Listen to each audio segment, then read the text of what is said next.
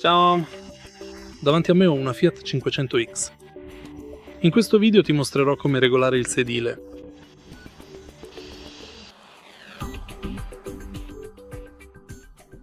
All'inizio diamo un'occhiata al sedile del conducente.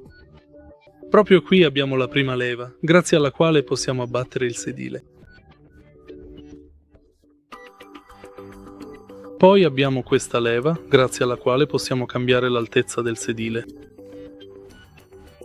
E poi abbiamo questo pulsante, grazie al quale possiamo regolare la pressione sulla colonna vertebrale.